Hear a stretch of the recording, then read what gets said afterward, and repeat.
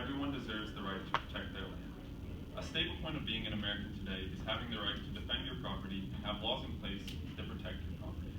However, currently there's an instance in the U.S. that's ongoing where that right is being breached. The Dakota Access Pipeline is a pipeline project that will be transferring crude oil from North Dakota to Illinois so that it can be refined in facilities and transformed into the gasoline that we use in our vehicles and also byproducts that can be used in the plastics production process.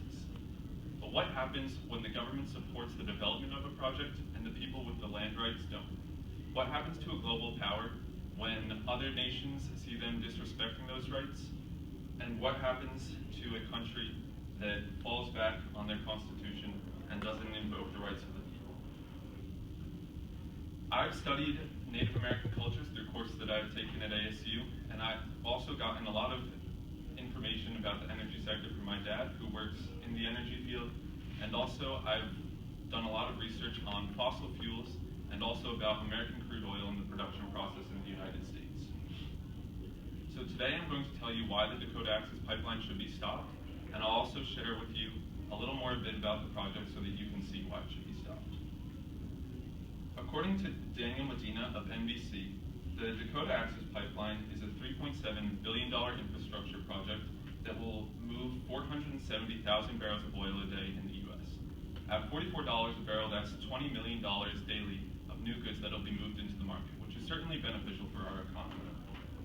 However, the U.S. National Historic Preservation Act says that infrastructure projects cannot be completed without first consulting the Native American tribes that dwell on that land and have the rights to the land. And so the reason for the issue that has arisen with the project is that the Native Americans are protesting on a section that crosses the Missouri River, which is a federally regulated waterway that supplies water to the Standing Rock Sioux tribe of North Dakota. According to William Yardley of the LA Times, the Energy Transfer Partners, the firm that is conducting the development of this project, they're operating under National Permit 12, which allows them to obtain permitting for the pipeline section by section as they go. And this has now created a problem where they've gotten to the section of federal lands that the Standing Rock Sioux have a say in the rights of their property and what goes on those lands. And so now there's a big altercation with a lot of protesting, and physical altercations have developed as well between police and citizens. In an article by Julian Geiger for oilprice.com, even Norwegian Bank, one of the investors in the project, is rethinking their funding of the Dakota Access Pipeline. And so foreign investors don't like to see protests and arguments developing around where they're putting their money, as it creates risk about the potential outcome of the project. And so by Energy Transfer Partners continuing to develop on the pipeline in the sections prior to the land, it's created a lot of controversy, and funders and investors of the project aren't so willing to support it anymore. Also, with the recent U.S. elections, it's very important that the President of the United States-elect, Donald Trump, going forward, shows his respect for all the American peoples. If he goes forward and causes the approval of the project, he'll be showing a disrespect for some of the most ancient cultures in the Americas, which, according to the UN Declaration of Rights of Indigenous Peoples, the Dakota Sioux tribe, without their free, prior, and informed consent, as described in the UN Declaration of Rights of Indigenous Peoples, are able to protest against the building of the Dakota Access Pipeline. With that agreement, and also by working on the pipeline that carries a CO2 emitting fossil fuel, it will show that the U.S. isn't dedicated to their agreement that they've made with the United Nations for reducing CO2 emissions.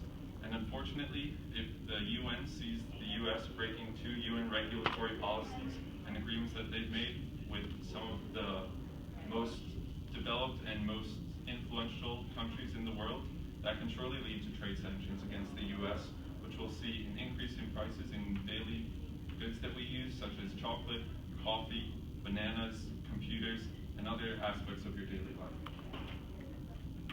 So I want you to imagine that going forwards in your life, you have a family, you have kids, and they learn about a time when you could have had a say in your politics that led to the infringement of the rights of the American people, that consequently led to years of low foreign trade and a weak economy with the rest of the world, and not a lot of economic growth. And so I've emailed out to all of you today an article that you can read and share on social media to help get people aware about this project. And if you feel passionately about it as well, you can go ahead and write or call to your U.S. Senator or Representative. And I just want you to think as well, going forward, whether you believe in climate change or not, whether you believe in President-elect Trump or not, it is still important for the U.S. to protect the rights of their people. And I also want you to imagine that I didn't leave the coffee can that I was going to bring as my visual aid today on the counter at home. And that I want you to think about the possibility of other workers in countries that don't support the continuation of the pipeline, such as coffee farmers in Latin America or South America, that may end up protesting by halting their work, which can see an increase in prices of coffee, which I think a lot of us as college students might drink and enjoy.